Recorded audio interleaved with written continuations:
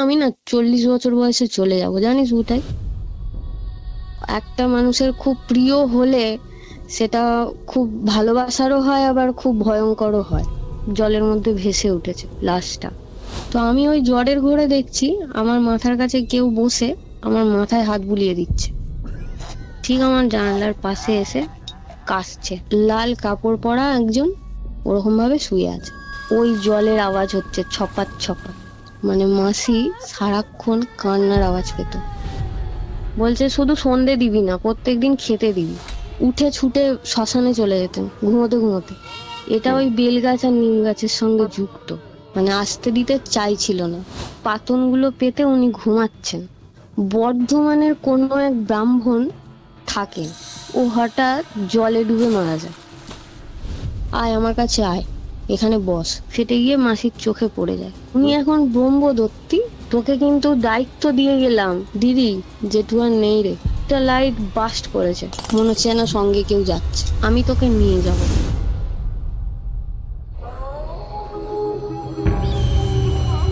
Curiofite presents Ghostly Call Recording, a horror audio documentary by Kaustav Kumar. এবার ভয় পাবে তুমিও। কিউরিওফাইটের ঘোস্টলি কল রেকর্ডিং সিরিজের মারাত্মক একটি হরর পডকাস্টে আপনাদের সকলকে স্বাগতম জানাচ্ছি আমি কৌস্তভ। বেশ কিছুদিন কিউরিওফাইটের যে ঘটনাগুলো আসছিল সেইগুলোতে কিছু কিছু টাইমিংয়ের প্রবলেম হচ্ছিল, কারণ কিউরিওফাইটকে আমি একটা অন্যভাবে সাজাচ্ছিলাম। এখানে যে এডিটিং রয়েছে, এখানে আপনার যে লিসনিং এক্সপিরিয়েন্স রয়েছে, সেটাকে আরও যাতে বেটার করা যায় সেই চেষ্টাই ছিল আমার, কারণ আপনাদের প্রত্যেকের কমেন্টসগুলো আমি খুব মাইনুটলি পড়ি। আজকের কিউরিওফাইটের যে রেকর্ডিংটা হতে চলেছে, যে ঘোস্টলি কল রেকর্ডিংটা আপনারা শুনতে চলেছেন রাদার, সেটা কিন্তু রোমাঞ্চকর হতে চলেছে। তার একটা আভাস আপনারা এই ভিডিওর প্রথমেই শুনে বুঝতে পেরেছেন। ঘটনাটা কি রিলেটেড, কি নিয়ে ঘটনা, কোনো কিছুই বলবো না, জাস্ট এক্সপিরিয়েন্সটা নিন। একটা কথা মাথায় রাখবেন, আপনি যেটা শুনছেন সেটা বাস্তবে কিন্তু হয়েছে। আজকের এই এপিসোড আপনারা কোথা থেকে শুনছেন কমেন্ট করে জানান। কিউরিওফাইটে নতুন হলে সাবস্ক্রাইব করে বেল নোটিফিকেশন অন করুন। আমি দেখছি যে কিউরিওফাইট আপনারা এত শুনছেন, এত ভালোবাসা দিচ্ছেন, সাবস্ক্রাইব করে তাহলে পাশে থাকুন, যাতে প্রত্যেকটা ভিডিও নোটিফিকেশন না আপনারা সবার আগে পেয়ে যান। এবং হ্যাঁ, আমরা কিন্তু 2 লাখ সাবস্ক্রাইবারের খুব কাছাকাছি। এটা আমাদের একটা পরিবার, তো সবার মধ্যে শেয়ার করে দিন এবং কিউরিওফাইটের পরিবারটাকে বড় করে তুলুন। আমরা আবার আগের ফর্মে ফিরে আসছি। কিউরিওফাইটে আপনারা যদি ঘটনা শেয়ার করতে চান, আপনার নিজের লাইফের এই এক্সপিরিয়েন্স এরকমই একটা ঘোস্টলি কল রেকর্ডিংয়ের মাধ্যমে শেয়ার করতে চান, তাহলে যোগাযোগ করুন হোয়াটসঅ্যাপে। হোয়াটসঅ্যাপ নম্বরটা আমি দিয়ে দিচ্ছি এখানে। হোয়াটসঅ্যাপ করে আপনার ঘটনা জানান আমাকে। আর হ্যাঁ, এর মধ্যে কিন্তু কিউরিওফাইটে বেশ ভয়ঙ্কর ভয়ঙ্কর পিকিউলিয়ার ঘটনা এসেছে। হোয়াটসঅ্যাপের মাধ্যমে আপনাদের সাথে আমার যোগাযোগ হয়েছে। এবং হ্যাঁ, আপনার ঘটনা জানার জন্য কিন্তু অধীর আগ্রহে ওয়েট করে আছি আমি। হোয়াটসঅ্যাপ নাম্বারটি হচ্ছে 6290675195। এই নাম্বারটি আপনারা স্ক্রিনে এবং ডিসক্রিপশন বক্সে অবশ্যই দেখতে পাচ্ছিলেন। বেশ অনেক দিন আপনাদের সাথে আমার এই ইন্টারাকশনটা হচ্ছিল না, তো এই ইন্টারাকশনের পর আজকে আমি এই ঘোস্টলি কল রেকর্ডিংটা শুরু করছি, কারণ পরিবারের লোকজনের সাথে মন খুলে কথা বলবো না তো কার সাথে কথা বলবো। তাহলে চলুন শুরু করছি কিউরিওফাইটের ঘোস্টলি কল রেকর্ডিং সিরিজের মারাত্মক একটি হরর পডকাস্ট। ঘড়িতে বেলা 3টে, আপনারা শুনছেন কিউরিওফাইটের ঘোস্টলি কল রেকর্ডিং। আপনাদের আজকের হরর ডোজ।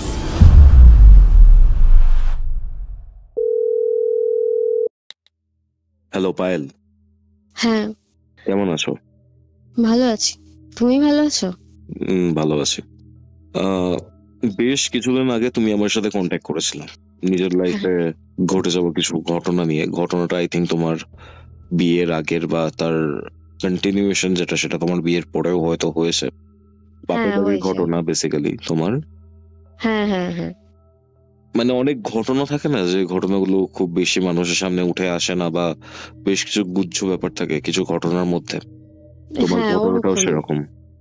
হ্যাঁ হ্যাঁ হ্যাঁ, আমি বিশেষ কাউকে কোনোদিন বলিনি এই ঘটনাগুলো, তোমার সাথেই শেয়ার করছি। আহ, কি ঘটেছিল পায়েল?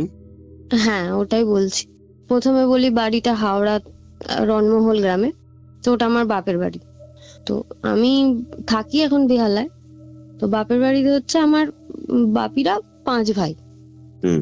ওনার মধ্যে যে সেজো, ওই জেঠু হচ্ছেন তান্ত্রিক। তো ওনার সাথে আমার একটা বিশেষ সম্পর্ক, মানে উনি ভীষণ আমাকে পছন্দ করতেন ছোটবেলা থেকে।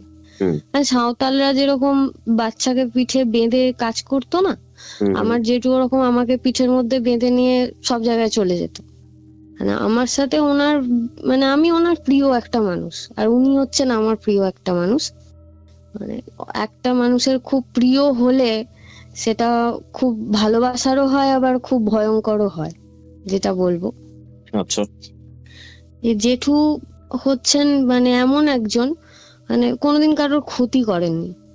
হুম। তান্ত্রিক ছিলেন, সবাইয়ের ভালো করে গেছেন সবসময়। আচ্ছা। এবার আমার বাড়ির বর্ণনাটা তোমাকে বলি। সেটা হচ্ছে, বাপের বাড়ি যেটা? হ্যাঁ বাপের বাড়ি যেটা, হুম। রাস্তা থেকেই সামনেই হচ্ছে, রাস্তার সামনেই আমাদের মন্দিরটা, যেখানে আচ্ছা। জেঠু পুজো আর্চা করতেন, কাজ করতেন।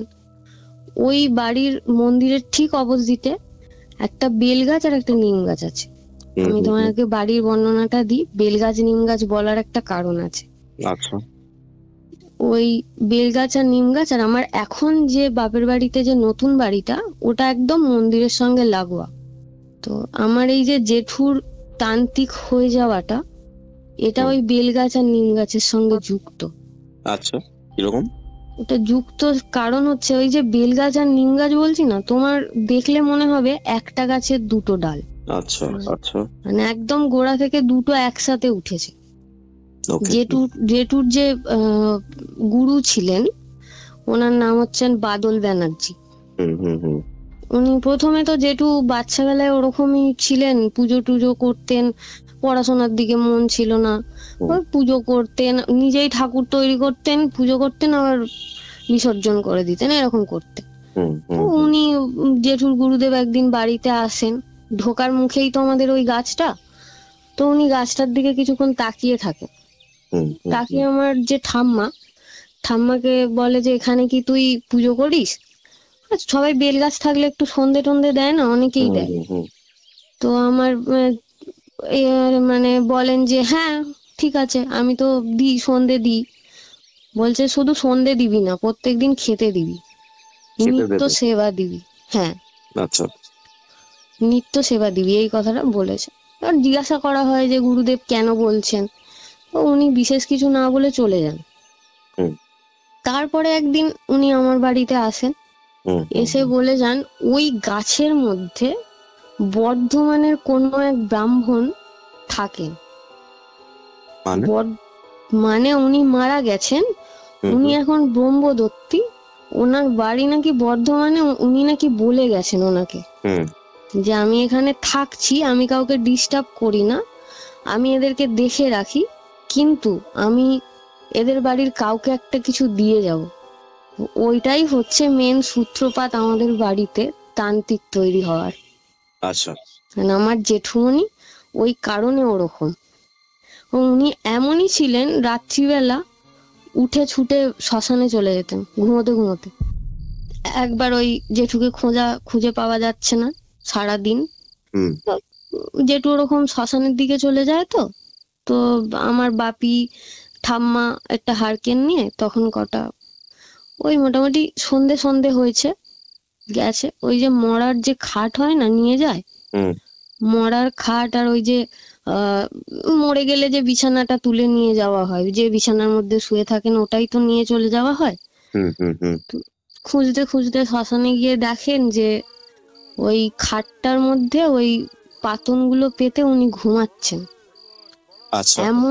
এমনই ঘুমোচ্ছেন, ওনাকে ডাকা হচ্ছে, ওনার কোনো মানে সাড়া শব্দ নেই। যথেষ্ট ভাবে ঠেলা ঠেলি দিয়ে তোলাতে উনি বলেন, হ্যাঁ কটা বাজে, সন্ধে হয়ে গেছে। মানে ওনার কোনো খেয়ালই নেই যে উনি ওখানে ঘুমাচ্ছেন। হুম, হুম, হুম। মানে এরকম এরকম ছিলেন উনি। তো এবার তোমাকে আমি একটা ঘটনা বলি, যে মেন ঘটনাটার জন্য তোমাকে বলা। হুম। এটা হচ্ছে আমারই নিজের মাসিমণি। ওনার বাড়িতে মানে উনি বিয়ে হয়ে আসেন, নতুন বউ, বাড়ি ভর্তি লোকজন, সবাই ভীষণ ভালোবাসে, সবাই ঠিকঠাক চলছে চলছে চলছে। ওদের বাড়িটা বলি, ওদের বাড়িটা না গোল করে ঘেরা। হুম। একদিকে ওদের সবার টোবার ঘর সবাই, আর একদিকে হচ্ছে রান্নাঘর। যেই পুকুরটার কথা বলছি, রান্নাঘরটা ঠিক পুকুরের জল থেকে উঠেছে। আমিও ওখানে রিলেটেড, মানে আমিও ছিলাম। হঠাৎই একদিন একটা ঘটনা ঘটে, সেটা হলো ওই মাসির জায়ের না একটা মেয়ে ছিল 10-12 বছরে। মানে ওই মেয়েটা কোনো সময় হয় না, গ্রামের দিকের মানুষ সবাই ওই পুকুরের জল ইউজ করে, তো ওরকম গেছে জলে স্নান টান করতে। যেহেতু পিছন দিকে পুকুরটা, কেউ আর খেয়াল করেনি যে বাচ্চাটা পড়ে গেছে জলে। পড়ে গিয়ে ও যথারীতি ডুবে গেছে, মারা গেছে। খুঁজে পাচ্ছিল না, খুঁজতে খুঁজতে হঠাৎ জলের মধ্যে ভেসে উঠেছে লাশটা। তো ওই 10-12 বছরের বাচ্চাকে তো পোড়ানো হয় না, ওদেরকে কবর দেয়া হয়। তো কবর দিয়েছে, সামান্য একটু ওই কাজ করে দিয়েছে আর কি, সেরকম ভাবে শ্রাদ্ধ শান্তি এরকম কিছু হয়নি। তো ওই মেয়েটা মাসির খুব ক্লোজ ছিল। প্রথমে কিছু হয়নি, মানে ওটা কাজ করে দিয়েছে, ঠিকঠাকই চলছে, সবার মন মেজাজ খারাপ, তো চলছে চলছে চলছে। 1 মাস পর একটা ঘটনা ঘটলো। মাসি মাছ কাটতে বসেছিল ঠিক উঠোনে, ওই ঘাটটার একটু সাইডে। হঠাৎ করে মাছের যে পিত্তিটা হয় না, পিত্তটা, তেল যেটা বেসিক্যালি, হ্যাঁ যেটা সবুজ রঙের হয় পিত্তটা, তো ওটা হট করে ফেটে যায়। ফেটে গিয়ে মাসির চোখে পড়ে যায়। চোখে পড়ে চোখটা পুরোই নষ্ট হয়ে যায়। ওটা হলো সূত্রপাত ঘটনার, মানে চোখটা Okay. নষ্ট হয়ে গেছে। ওটা পাথরের চোখ, এখনো বসানো আছে ওনার, পুরোই নষ্ট হয়ে গেছে, মানে চোখটা পুরোই ভিতর থেকে বার করে দিতে হয়েছে। এমনই ভাবে নষ্ট, মানে একটা সলিউশন তো থাকে, ডক্টরের কাছে নিয়ে যাওয়া হয়, মানে কিছুই করতে পারেনি ডক্টর। ওটা সেরকম কিছু ওরা ধ্যান দেয়নি, হয়েছে অসাবধানে হয়েছে, হতেই পারে। ওটা ওই ঘটনার পর প্রায় 1 সপ্তাহ কেটে গেছে। তোমাকে বললাম না ওই রান্নাঘরটা পুকুরের ধারে একদম, মাসি রান্না করতে গেছে। তো যখন রান্না করতে গেছে, পুকুরের দিকের জানালা সবসময় বন্ধ থাকে ওই ঘটনাটার পর থেকে। ওকে। উনি রান্না করছেন তখন সন্ধেবেলা, যে পুকুরের যে জানালাটা, ওটার মধ্যে একটা আওয়াজ, মানে নক করার আওয়াজ 3 বার। পুকুরের ওপাশটা হচ্ছে জঙ্গল। তো মাসি প্রথম দিন ভেবেছে পুকুরে কোনো হচ্ছে গাছের পাখি টাখি হবে, তো ও ঠোক্কর মেরেছে, খেয়াল দেয়নি, ওর মতন রান্না করে চলে এসেছে। নেক্সট দিন আবারও গেছে। নেক্সট দিন কি হয়েছে, মানে হাত দিয়ে চাপড়ালে যে আওয়াজটা হয়, একটা হাত দিয়ে চাপড়ালে, একটা বাচ্চা যদি চাপড়ায় ওরকম আওয়াজ হচ্ছে জোরে। আর মাসি প্রচন্ড ভাবে চমকে উঠেছে ব্যাপারটাতে। তো চমকে উঠে মানে প্রচন্ড ভয় পেয়ে, মাসি তো নতুন গেছে বিয়ে হয়ে, ছুটে এদিকের ঘরে চলে আসে। এসে মেসোকে বলে, যথারীতি বিশ্বাস করে না ওই জিনিসগুলো, কি হতেই পারে, ও পাশে কোনো কিছু পাখি টাকি ধাক্কা মেরেছে বা কিছু হয়েছে, এরকম একটা ব্যাপার। তো এই জিনিসটা চলতে থাকে কিছুদিন যাবত। মাসি বলে ওরা বিশ্বাস করে না। একদিন মেসোকে ওর মাসি নিয়ে গেছে, যে তুমি শুধু চলো, আওয়াজটা হচ্ছে কিনা দেখো। মেসো যেদিনকে গেছে কিছু হয়নি, কিছুই আওয়াজ হয়নি। আচ্ছা। তো মাসি বিশ্বাস করাতে পারেনি। তো মাসি একদিন সাহস করে জানলার একটা পাল্লা খুলে রেখেছিল, একটা পাল্লা। এবার রান্না করছে, ওই বললাম না পুকুরের ওপারে একটা মানে পুরো জঙ্গল, তো ওই পুকুরের মধ্যে একটা বাচ্চা বাঁচার চেষ্টা করলে জল থেকে উঠে, যে জলের আওয়াজটা হবে, ওই জলের আওয়াজ হচ্ছে ছপাত ছপাত। তো মাসি ভাবছে কেউ কি মানে পুকুরে গেছে। এবার এরকম ভাবে ঘাড় ঘুরিয়ে দেখছে পুকুরে কেউ আছে কিনা, কাউকে দেখতে পাচ্ছে না। আবার সরে আসছে, আবার ওরকম আওয়াজ হচ্ছে ছপ ছপ করে, কাউকে দেখতে পাচ্ছে না। সেই সময় মাসি কি করেছে, মেসোকে ডেকে এনেছে, তুমি এখানে বসো, এই পুকুরের জলে কেউ কি গেছে? বলছে না তো।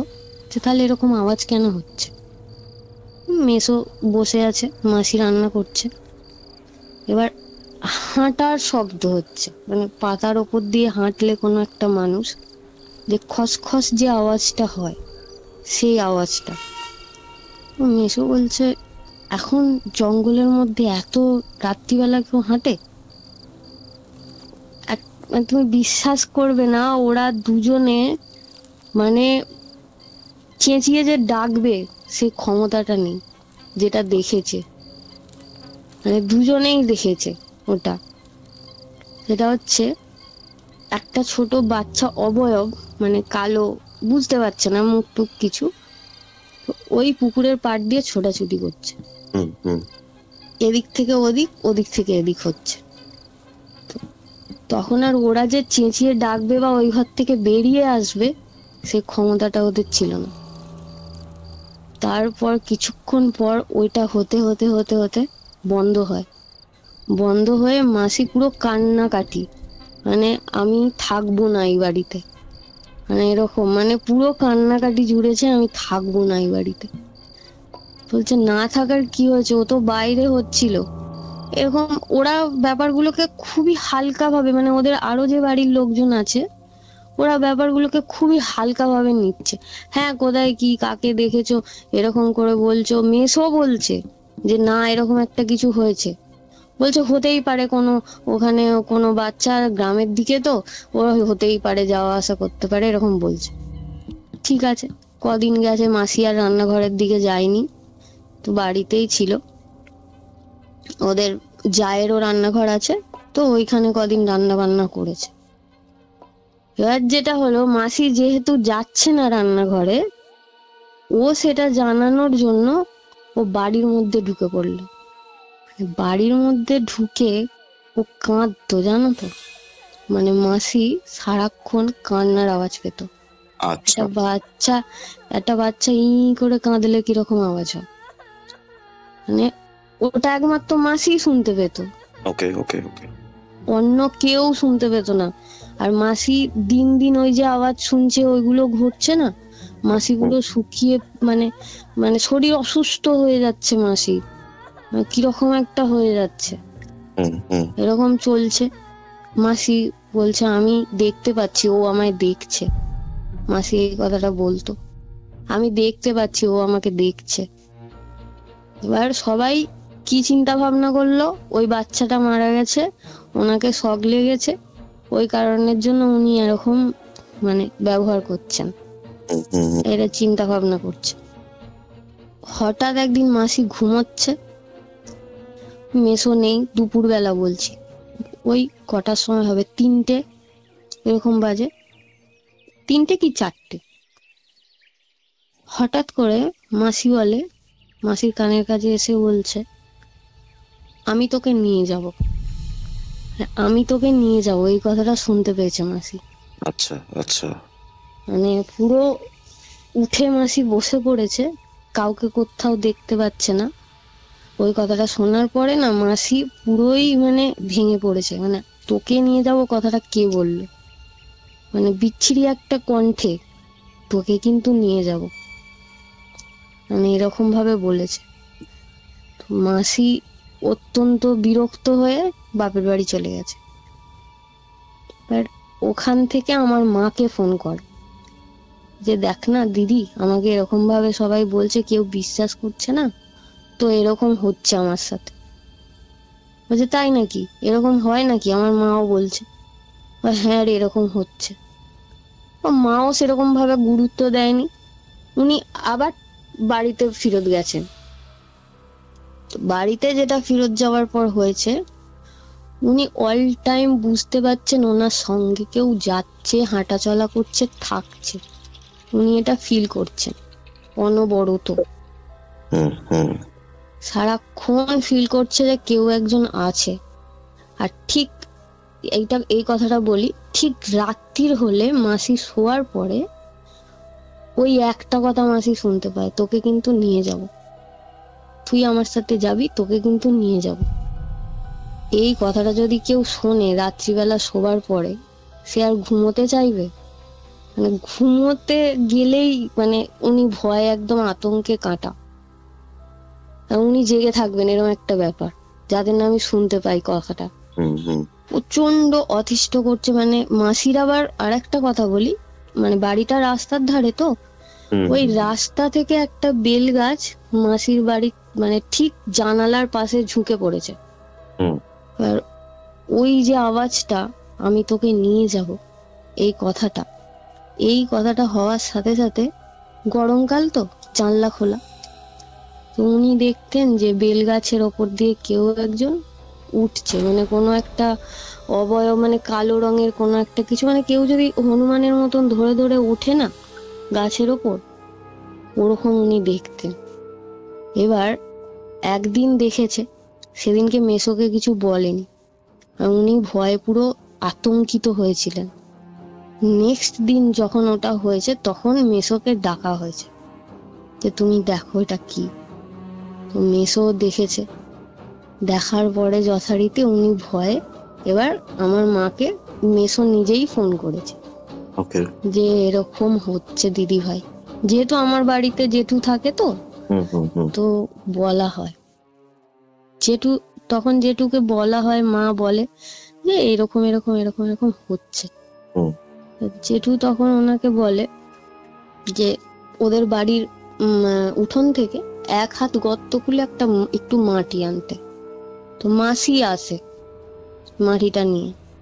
মাসি যখন আসার চেষ্টা করে আমার জেঠুর কাছে, তখন অ্যাক্সিডেন্ট হয় মাসি, ঠিক আছে? অ্যাক্সিডেন্ট হয়ে হাত ফাত কেটে যায়, মানে আসতে দিতে চাইছিল না।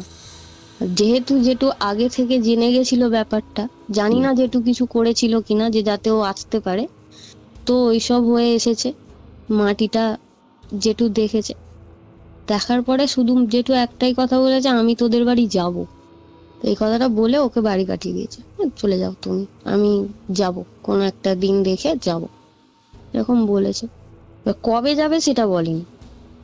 1 মাস কেটে গেছে, তারপরে আমার মাকে বলেছে যে আমি না তোমার ওই বোনের বাড়িতে একবার যাব। ঠিক আছে, কবে যাবেন দাদা? বলেছে এই দিনকে যাব। তো গেছে, আমিও গেছি সঙ্গে। আমাদের সবাইকে বলা হয়েছে তোমরা সবাই ঘরে, মানে ঠিক রাত 3টের সময় জেঠু বলে দিয়েছে যে তোমরা কেউ থাকবে না, তোমরা ঘরে চলে যাও। ঠিক আছে। আর মাসিকে খালি একমাত্র রেখেছে বাইরে, তুই এখানে বসে থাক, আমি এখানে কাজ করবো। ঠিক আছে।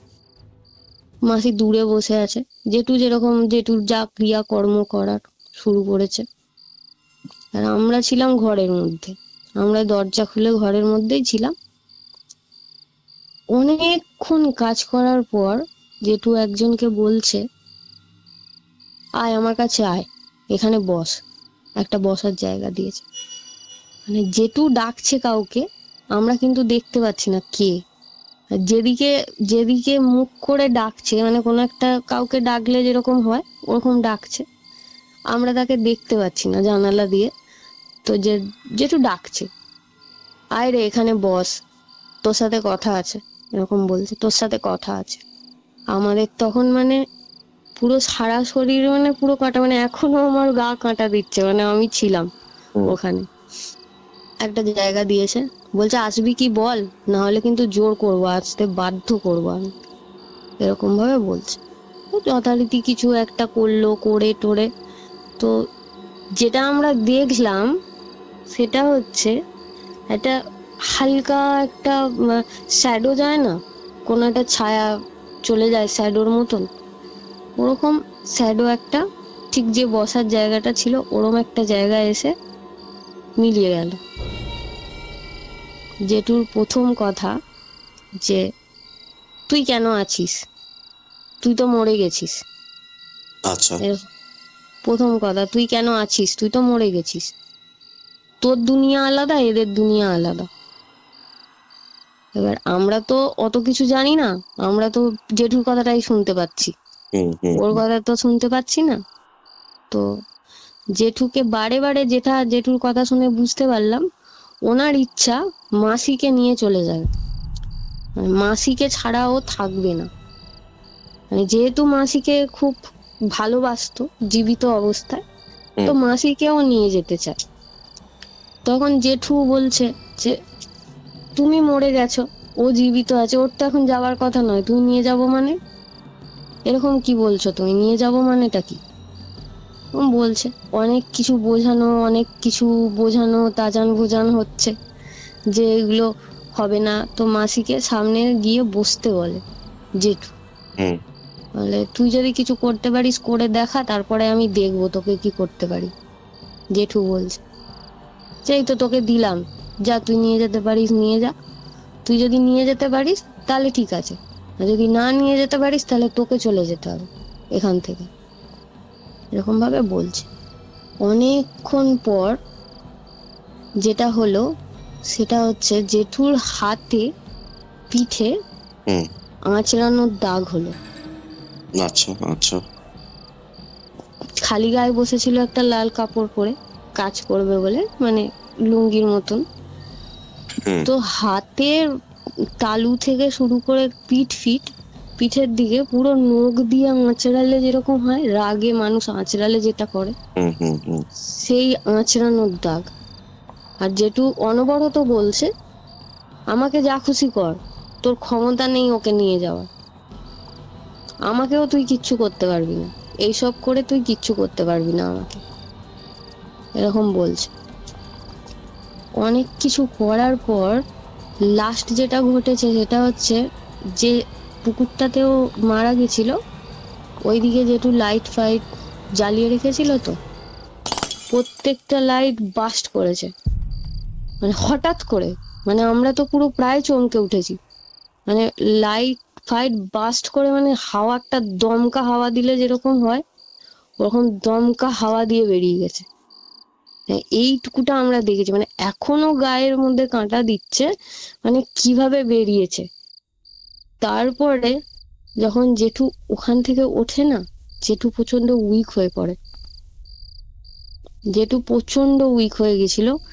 আমরা যখন বসাই জেঠু বলেছিল এই বাড়িতে জীবনে আর কোনোদিন কেউ ঢুকতে পারবে না, লাস্ট এই কথাটা বলেছিল জেঠু, জীবনে আর কোনোদিন কেউ ঢুকতে পারবে না, আমি যেটা করে দিলাম।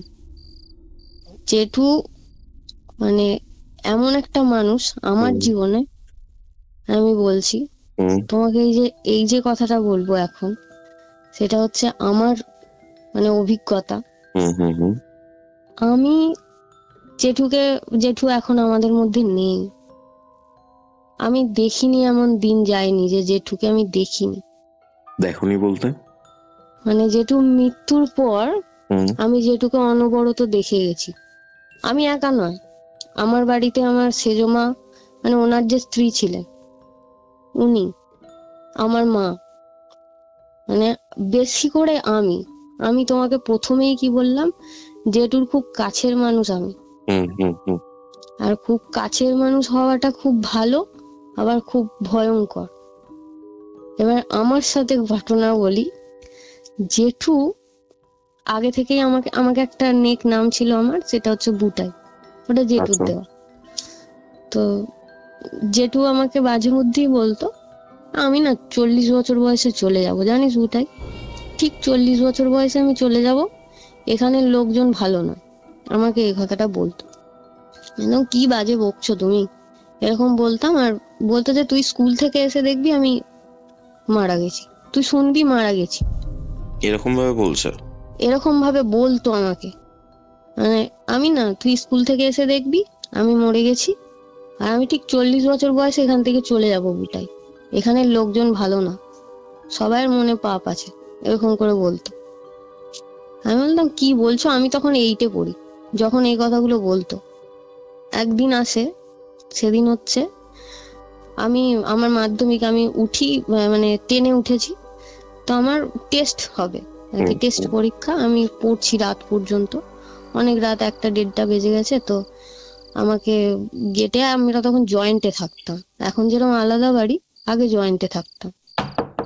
সেজমা গেটটা, দরজাটা ধাক্কা মেরে আমাকে ডাকে, রিমি একবার ওঠ, যে তোর জেঠুর খুব পেটে ব্যথা করছে, তুই একবার আয়। আমি গিয়ে কি করব, বাপিকে ডাকি? তুই আয় না আগে, তোর জেঠু তোকে ডাকছে। আমাকে ডাকছে মানে? আমি গেছি, যেতে বলছে, বুটাই আমি চলে যাচ্ছি, ঠিক এরকম, বুটাই আমি চলে যাচ্ছি, তোকে 2টো দায়িত্ব দিয়ে যাচ্ছি। আমি বলছি, কি দায়িত্ব? জেঠু খুব পশু পাখি ভালোবাসতো, একটা ছিল কুকুর, একটা ছিল বানর আমাদের বাড়িতে। এই দুজনকে তুই কাউকে দিবি না, এরা দিয়ে দেবে, তুই কিন্তু কাউকে দিবি না, আমি তোকে বলে যাচ্ছি। আমাকে বলছে, আচ্ছা বলে যাচ্ছ মানে কি হয়েছে তোমার? না আমার খুব পেটে যন্ত্রণা হচ্ছে। আমি বলছি, পেটে যন্ত্রণা হচ্ছে? আমি পেটে যন্ত্রণা হচ্ছে মানে সে তো অসুস্থ, আমি ওই জন্য সবাইকে ডেকেছি। ডাকার পরে আমাকে বলছে, তুই সবাইকে ডাকলি কেন? আমাকে তো হসপিটালে নিয়ে যাবে, আমি বাড়িতে মরবো, আমাকে এরকম ভাবে বলছে। তোমার পেটে যন্ত্রণা হচ্ছে, তোমাকে একবার ডাক্তারখানায় নিয়ে যাবে, এদের দোষ কি? বলে জেঠুকে বাপিরা মানে জোর জবরদস্তি, যাবে না কিছুতে, জোর জবরদস্তি নিয়ে যাচ্ছে। আর আমাকে বলতে বলতে যাচ্ছে, জেঠু তোকে কিন্তু দায়িত্ব দিয়ে গেলাম এদের, তুই কিন্তু দেখবি এদেরকে, এরকম ভাবে বলতে, মানে ধরে ধরে নিয়ে যাচ্ছে, এরকম ভাবে চিৎকার করতে করতে বলছে। আর আমাদের বললাম না বাড়ির সামনেই কালী মন্দির, তো কালী ঠাকুরের জানলাটা ধরে কালী ঠাকুরকে বলছে, তুমি আমাকে যেতে দিও না, আমি বাড়িতেই মরবো, আমি যাব না, এরকম ভাবে বলছে। তাও জোর করে, মানে সাধারণ মানুষ যেটা করে, উনি তো অন্য জগতের মানুষ, তো নিয়ে গেছে রীতিমতো। আমি পরীক্ষা দিতে যাই, যেরকম দিতে চলে গেছি। আমার সিট পড়েছে, মানে স্কুলটা আমার একদম হাই রোডের পাশে, তো আমার সিট পড়েছে একদম লাস্ট বেঞ্চে। আমি পিছন ফিরে দেখি, সেজমা, পিসি সবাই দেখতে গেছিল, তারা সবাই ফিরে আসছে, আমি শুধু এইটুকুনি দেখেছি, ফিরে এসেছে। এবার ওই এলাকার কিন্তু সবাই জানে যে জেঠুর মানে কাছের মানুষ হচ্ছে আমি, সবাই জানে যে পায়েলকে ওর জেঠু খুব ভালোবাসে।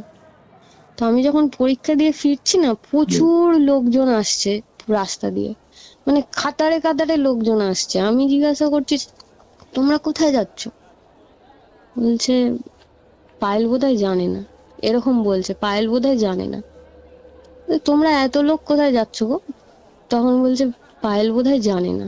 একজন পিছন থেকে এই কথাটা বলেছে। আমি যখন বাড়ির মন্দিরের সামনে আসি, তুমি বিশ্বাস করবে না কৌস্তব, আমি ঘরে ঢুকতে পারিনি, এত লোক এসেছে। কেন এসেছে? জেঠু কি ফিরে আসছে? আমি এই কথাটা চিন্তা করছি। তখন আমার একটা ভাই রাস্তায় দাঁড়িয়ে ছিল, সে আমাকে বলে, দিদি জেঠু আর নেই রে, এই কথাটা বলেছে।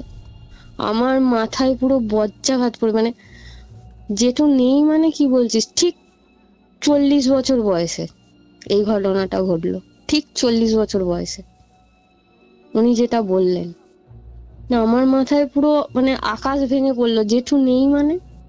না জেঠু গাড়িটা এক্ষুনি আসবে, এরকম বলছে। তারপর যখন জেঠুর বডিটা আনা হলো, প্রচুর লোক এসেছে, তো তো কি শেষ আশীর্বাদ নিতে হয়, এরকম একটা ব্যাপার। যেটা ঘটলো, আমাকে মা বললো, তুই 1 টাকা জেঠুর হাতে দিয়ে আর ওখান থেকে তুলে নে, ওটা রেখে দিবি, ওটা হচ্ছে শেষ আশীর্বাদ। আমি যখন জেঠুর হাতে 1 টাকাটা দিই, আমার হাত সমেত টাকাটা জেঠুর হাতে আটকে গেছিল। আটকে গেছিল?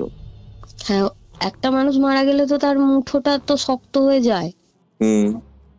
ধরো সকালে মারা গেছে, বিকালে সন্ধেবেলা আনছে, মানে তার তো বডি পুরো স্টিফ হয়ে যাবে, তার তো আর মানে হাত ফাত শক্ত হয়ে যাবে।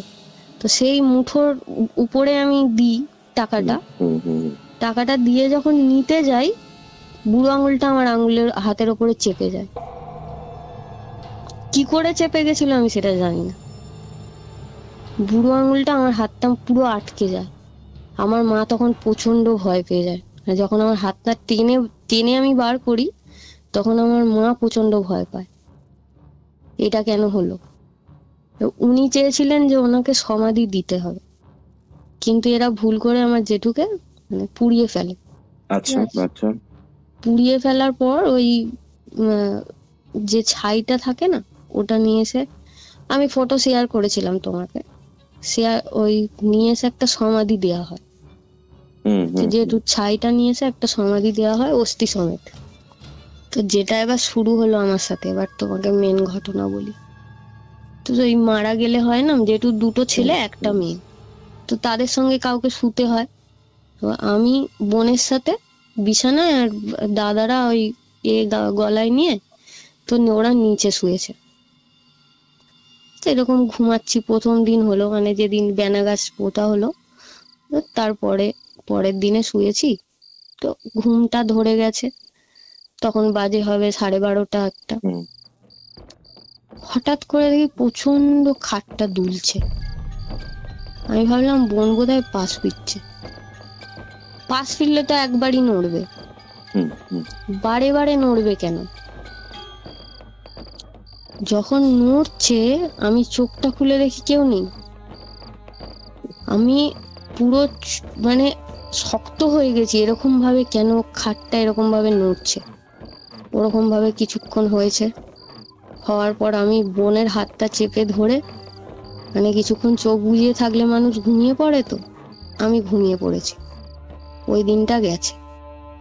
সেজমাকে বলি কথাটা এরকম হচ্ছিল, সেজমা বলে না না, ও খাট কেন নড়বে, ও তোরা নড়ানড়ি করছিলিস ওই জন্য খাট নড়ছিল। ঠিক আছে। পরের দিনে আমি আবার শুয়েছি, সেম জিনিস, নড়ছে খাটটা, এবারে জোরে নড়ছে। নিচের দিকে দাদারা ঘুমোচ্ছে, আমি আর বোন বিছানায়। আমি যে এই বোন, তুই খাটটা নড়াচ্ছিস? বলছে আমি তো ভাবলাম তুই কিছু করছিস বা উঠছিস কোনোভাবে বিছানা থেকে, বাথরুম টাথরুমে যাবি বলে। বলছি তুই দেখেছিস খাটটা নড়ছে কিরকম? বলছে হ্যাঁ। আমার খুব ভয় পাচ্ছে জানিস দিদি। ও তখন ছোট, আমার থেকে 3 বছরের ছোট। আমার খুব ভয় করছে। আমি বললাম দাঁড়া, তোর মাকে ডাকি। ও দেখেছি সেজমাকে। সেজমা তুমি আমাদের সঙ্গে শোবে, এসো।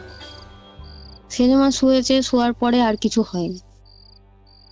পরের দিন আমি কি করেছি, ভয়ে আমি আর শুইনি ওর কাছে, আমি আমার ঘরে শুয়েছি আমার মা বাবার সাথে, একটা সাইডে শুয়েছি। হঠাৎ মাঝরাতে আমি দেখছি যে আমার মাথার কাছে কেউ একজন বসে আছে, মানে উনি বসে মানে দুলছেন আর কি, মানে একটা মানুষ দুললে যেরকম, মানে ওটা অ্যাকচুয়ালি আমার যেটু স্বভাব ছিল, বসলে দুলতো, ঠিক আছে। তো আমি দেখছি যে কেউ একজন আমার মাথার কাছে, হয় না ঘুম চোখে দেখলে এরকম দুলছে। আমি না চোখটা খোলার আর সাহস করিনি, ওরকম দুলছে কেউ দেখে। কিছুক্ষণ পর বলছে, আওয়াজটা আমি বলছি, বুটাই তুই আজ শুসনি কেন বোনের কাছে? আমি না তখন আর, মানে আমার পুরো গলা শুকিয়ে গেছে, আমি আর কথা বলতে পারছি না। মানে জেঠুর গলা, কম বলছে বোনের কাছে শুসনি কেন, আবার আমার নাম ধরে, বুটাই তুই কেন শুসনি আজকে? আমাকে বলছে দেখ আমার দিকে, এরকম ভাবে বলছে, দেখ আমার দিকে, চোখ বন্ধ কেন, দেখ আমার দিকে, এরকম ভাবে বলছে। মানে আমি দেখবো, মানে আমি কি করব আমি তখন বুঝতে পারি। মা বাবাকে যে ডাকবো, হয় না, গলা বন্ধ হয়ে গেছে আমার, মানে ডাকতে মুখ দিয়ে কোনো আওয়াজ আমার বেরোচ্ছে না। তারপরে বলে গেছে, ওই দিনটা চলে গেছে। এবার আমার ফাইনাল পরীক্ষা চলে আসছে সামনে, তো ওই ঘরে শুতে গেলে তো আমার পড়া হচ্ছে না, সেই জন্য মা বললো যে তুই তোর ঘরেই থাক, তুই এখানে পড়বি রাত পর্যন্ত। এবার কি শুরু হলো শোনো। পড়তে বসেছি, আমাদের ঘরটা ঠিক তার কিছুটা দূরে মানে বাথরুম, আমাদের বাথরুমটা মানে বাইরে বাথরুম ছিল আমাদের। ঠিক ভোরবেলা আমি 4টের সময় পড়তে বসেছি, হুম জেঠুর গলার আওয়াজ, মানে বাথরুমে গেলে জেঠু কাশতো, সিগারেট খেত, সিগারেটের গন্ধ পাচ্ছি আমি, সিগারেটের গন্ধ আর ওই কাশছে, কেসে থুতু ফেলে না ওরকম, পুরো জেঠু মানে অবিকল জেঠু, মানে ওটা হচ্ছে। আমি পুরো খাতা মানে বইটা ধরে পুরো শক্ত হয়ে গেছি, মানে আমি জানালার পাশে বসে আছি, আমি তাকাচ্ছিও না জানালার দিকে, পুরো শক্ত হয়ে গেছি। জেঠু ওরকম আমি আওয়াজ শুনতে পাচ্ছি, জেঠু কাশছে, সিগারেটের গন্ধ, প্রচন্ড সিগারেটের গন্ধ ছাড়ছে।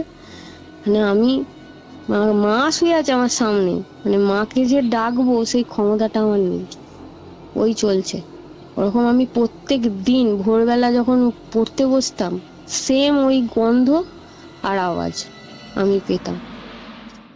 একদিন ঠিক সন্ধ্যেবেলা দাঁড়িয়ে আছি আমাদের মানে পুরোনো বাড়িটার সামনেই ওই বসার একটুখানি জায়গা করা, মানে সদর বলে যেটাকে, আমি আর সেজমা দাঁড়িয়ে আছি। ওকে জেঠু এরকম মাথায় হাত দিয়ে যেরকম বিষ্ণু ঠাকুর শোয় না, ওরকম ভাবে জেঠু শুয়ে থাকতো আচ্ছা ওইখানে, সব সময়ই ওরম করে শুতো বেশিরভাগ সময়। আমি আর সেজমা দুজনে দাঁড়িয়ে দেখছি, লাল কাপড় পরা, মানে জেঠু লাল কাপড় পরতো, লাল পাঞ্জাবি পরতো, লাল কাপড় পরা একজন ওরকম ভাবে শুয়ে আছে, পুরো ওরকম ভাবে শুয়ে আছে, মানে জেঠু মানে সেজমা আর আমি দুজনে মিলে ওরকম ভাবে দেখছি, একসাথে দেখছি দুজনে। আমি ঠিক সেজমার দিকে তাকালাম, সেজমা তুমি দেখছো, তুমি কি জেঠুকে দেখতে পাচ্ছ? আমি এরকম ভাবে বল, তুইও দেখতে পাচ্ছিস? আমি তো ভাবলাম আমিই শুধু দেখতে পাই তোর জেঠুকে, তুইও দেখতে পাস? সেজমা মানে আমরা কেউ কাউকে কোনোদিন বলিনি যে জেঠুর সাথে জেঠুকে আমরা দেখি, সেদিনকে আমরা একসাথে দেখেছি। তুইও দেখতে পাস জেঠুকে? আমি বলছি হ্যাঁ। তো সেদিনকে আমরা দুজনেই দেখেছি, দুজনে দেখার পরে আমরা আর ওখানে দাঁড়াতে পারিনি, আমরা চলে এসেছি। আমরা মুখ দেখতে পাইনি, অন্ধকার ছিল তো তখন, সন্ধে হয়ে গেছে। তো আমরা দেখেছি যে লাল কাপড় পরা কেউ একজন শুয়ে আছে। এবার যখন আমার নতুন বাড়ি হলো, নতুন বাড়িতে আমার বাবা কিচ্ছু খায় না, সিগারেট মদ কিচ্ছু খায় না, আমার বাবা ওসব ছোঁয়ই না, পছন্দ করে না। আমার সারা বাড়িতে অল টাইম সিগারেটের গন্ধ ছাড়তো, সারা বাড়িতে অল টাইম। আমার মা পেত, আমি পেতাম, বাপি পেত। আর একটা জিনিস পেতাম, সেটা হচ্ছে পাঠার গায়ে একটা গন্ধ হয় না, বোকা পাঠার গায়ে একদম বিচ্ছিরি একটা গন্ধ হয় না, ওই গন্ধটা আচ্ছা অল টাইম আমার বাড়িতে থাকতো, ওই গন্ধটা। আর ওই সিগারেটের গন্ধ। আর যেটু প্রচন্ড ড্রিঙ্ক করতো, হুম যখন ওই মানে দুর্গাপুজোর পরে যে কালী পুজোটা হয়, ওই কালী পুজোতে আমাদের বাড়িতে এমনি কালী পুজো হতো, হুম আর এমনি অমাবস্যায় পুজো হয়। ওই দিনটা আমার বাড়িতে লোকজন আসতো, আমার বাড়িতে যেই আসতো ওই দিনকে তো অনেক লোকজন আসতো বাড়িতে, তো হুম তারা প্রত্যেকজনই মানে ওই গন্ধটা পেতো, মদের গন্ধ, সিগারেটের গন্ধ। আমার বাড়িতে বলছি, আমার ওই নতুন বাড়িতে হ্যাঁ যেটা কেউ, বলছিলে তুমি পাঠার হ্যাঁ গায়ের গন্ধটাও হ্যাঁ, বলেছে। ওইটা ওইখানে কেউ কোনোদিন মদ খায়নি আর সিগারেটও খায়নি আমার বাড়িতে, হুম তো ওটা পাওয়া যেত। এবার আমি মাকে বলতাম, মা তুমি পাচ্ছ? মা বলে হ্যাঁ রে, আমিও পাই।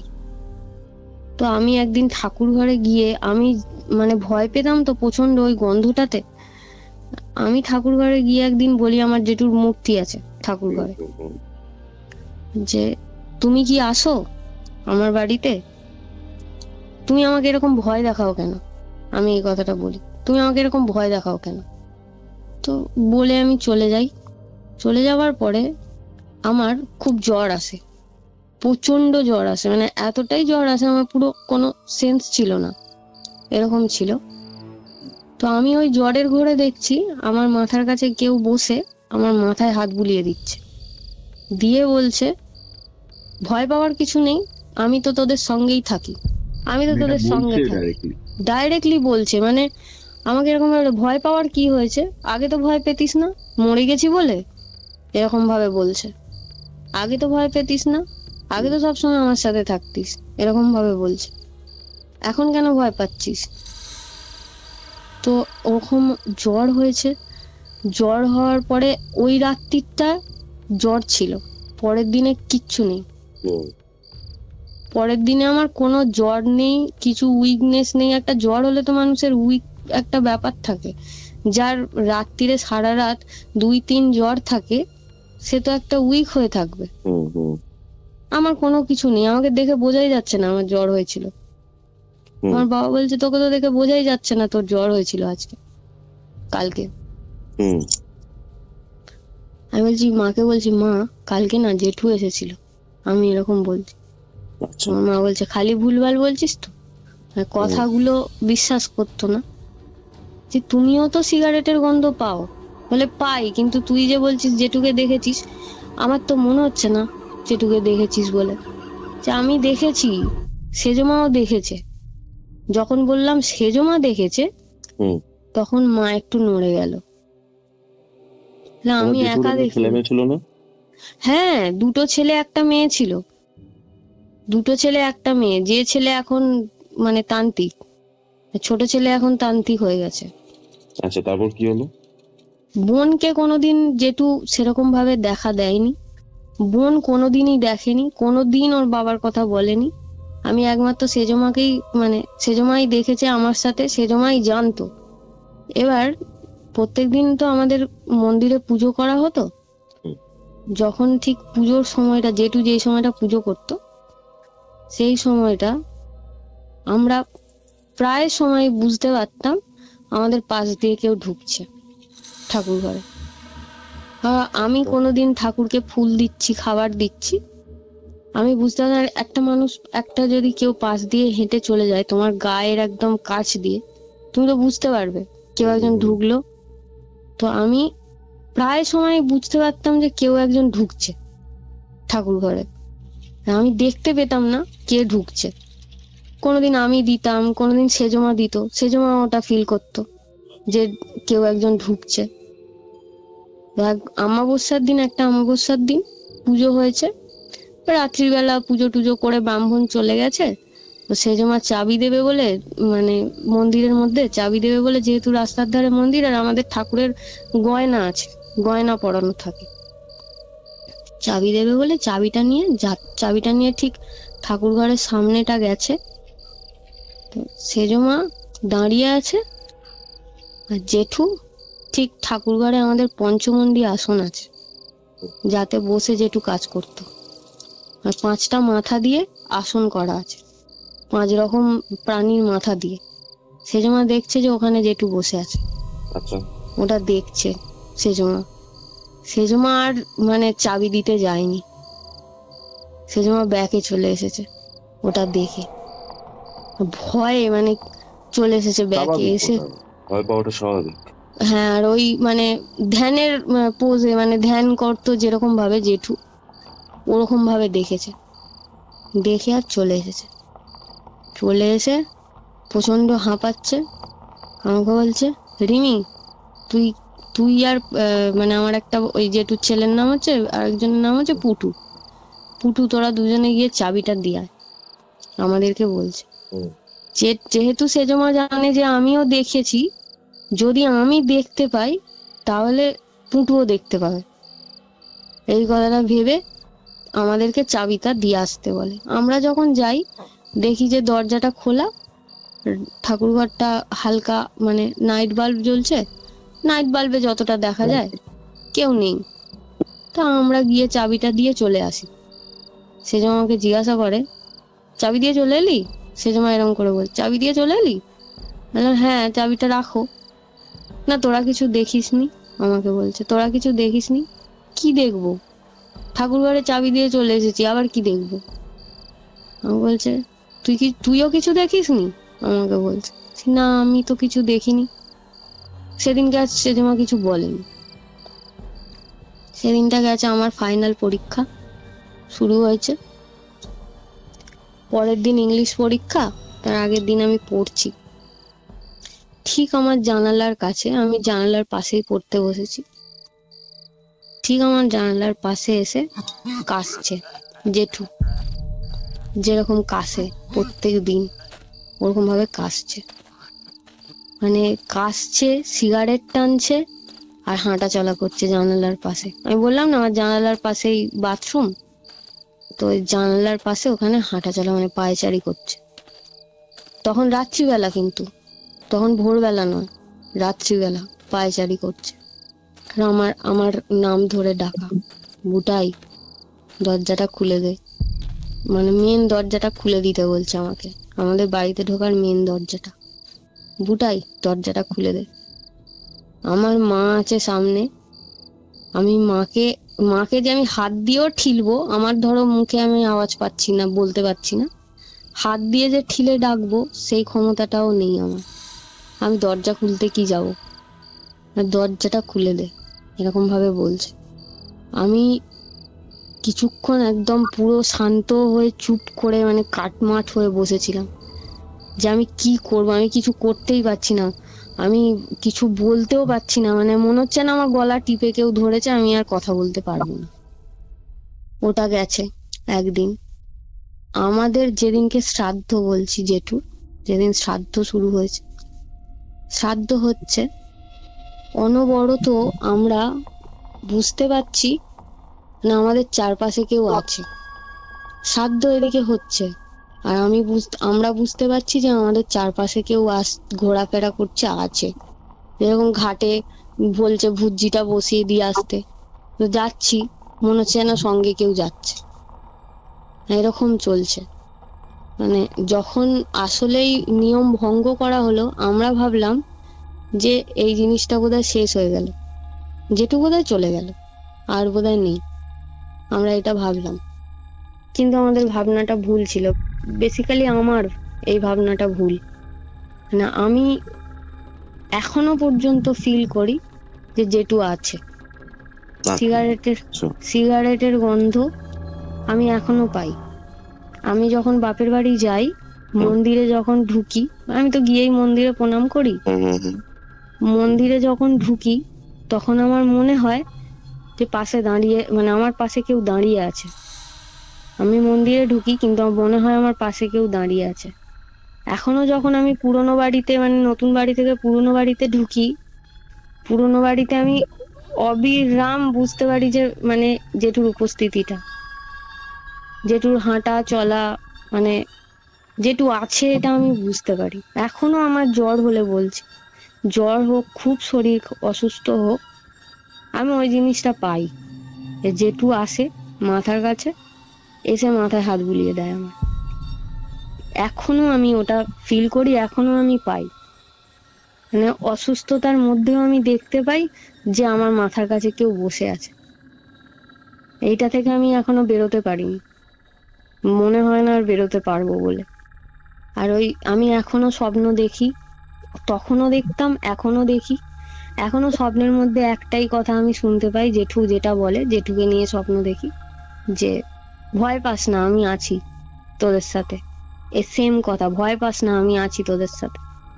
আমি এই একটা কথাই শুনি, প্রত্যেকটা স্বপ্নতেই একটা কথা থাকে, ভয় পাস না, আমি আছি তোদের সাথে, যাইনি আমি। এই কথাটা আমি অল টাইম, মানে যখনই জ্বর হয়, আমি পুরো অঘরে মানে বিচ্ছিরি ভাবে অসুস্থ হয়ে পড়ি, তখন আমি ওনাকে দেখতে পাই আর তখনই আমি সুস্থ হই তার পরের দিন। আমার সাথে অবিরত এটা ঘটে চলেছে, এখনো চলে। আমি বাড়িতে যাই, আমি প্রত্যেক সপ্তাহতেই ওখানে যাই, বাপের বাড়ি যাই আমি।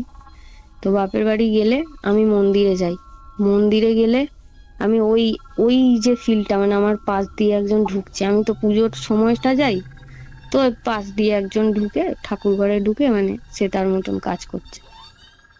আর প্রত্যেক অমাবস্যাতে আমাদের বাড়ি পুজো হয়, প্রত্যেক অমাবস্যাতে ওই জিনিসটা ঘটে আমার বাড়িতে। এখনো পর্যন্ত আমার বাড়িতে ওই গন্ধটা এখনো পর্যন্ত পাই, কন্টিনিউ।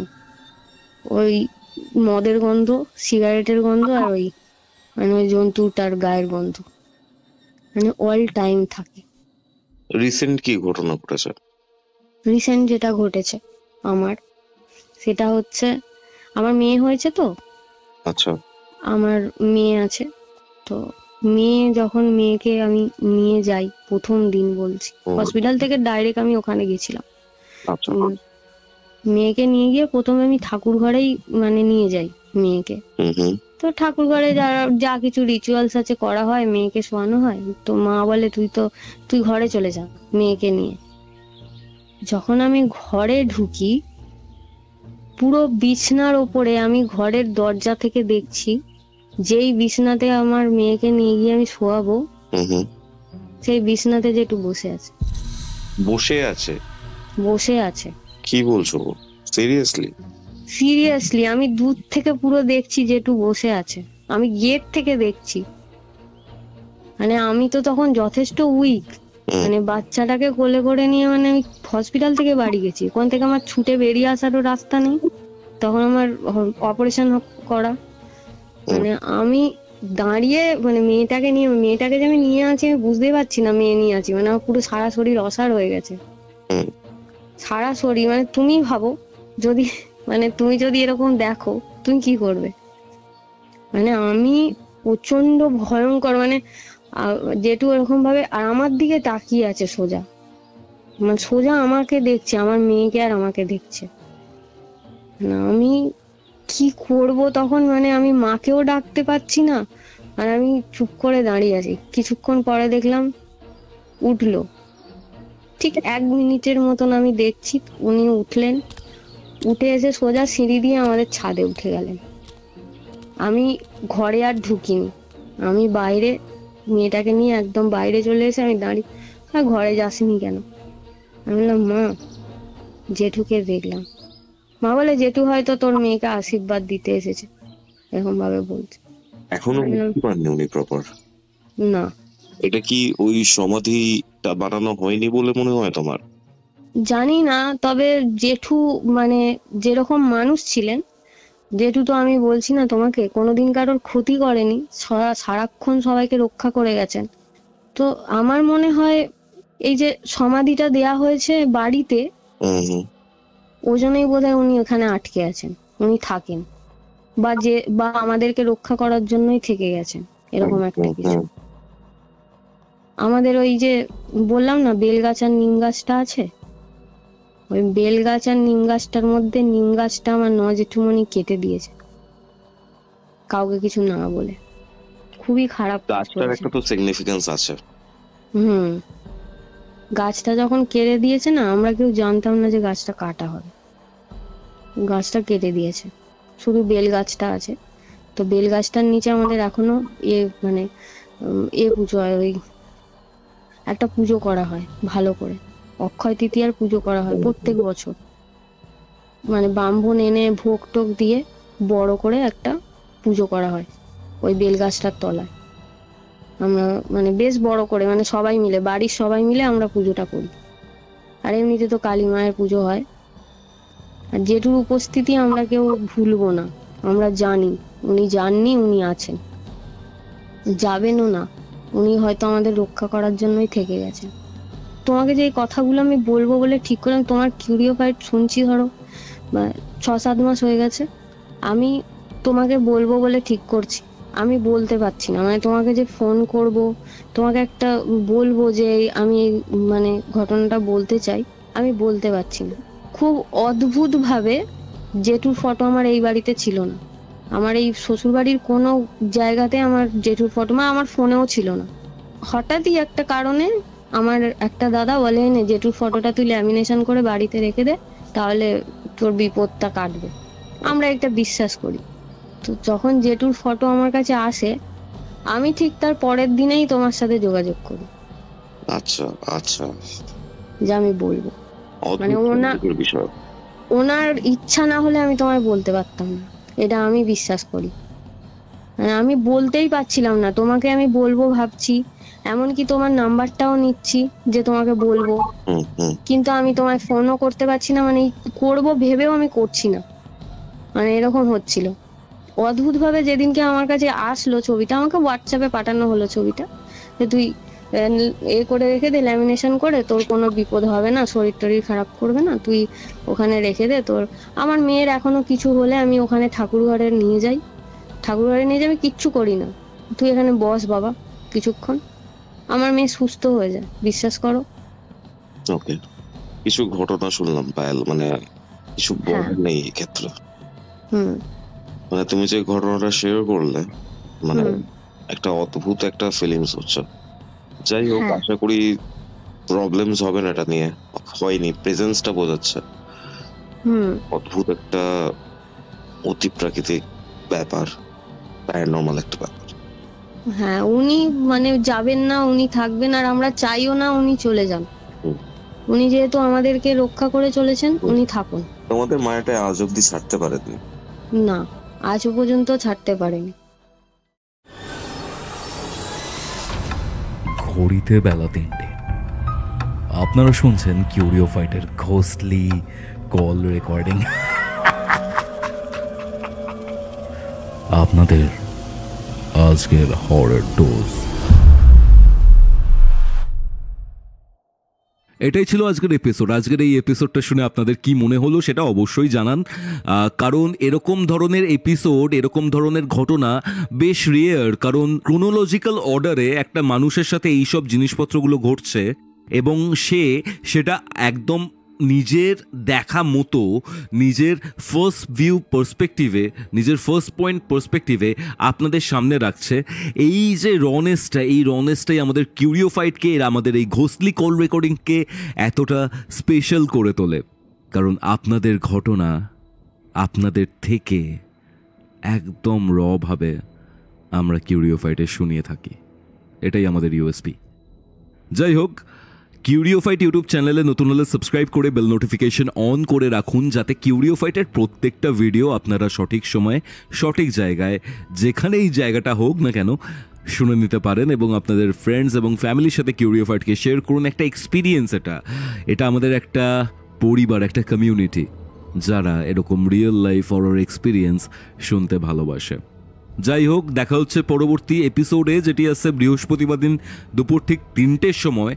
ততক্ষণ অবধি কিউরিও ফাইটের এরকম আরও 2টি এপিসোড দেখতে আপনার মোবাইল স্ক্রিনের ডান দিকের অথবা বাদিকের বক্সে ক্লিক করুন। এবং হ্যাঁ, আমার দ্বিতীয় চ্যানেল কৌস্তবের আড্ডা, সেখানেও আমরা 1 লক্ষ সাবস্ক্রাইবারের খুবই কাছাকাছি। সেখানে নতুন ভিডিও এসেছে, আমি ভিডিও লিঙ্ক কমেন্ট সেকশনের পিন কমেন্টে দিয়ে দেবো, সেটাও কিন্তু ডেফিনেটলি চেক আউট করবেন। তাহলে চলুন, দেখা হচ্ছে।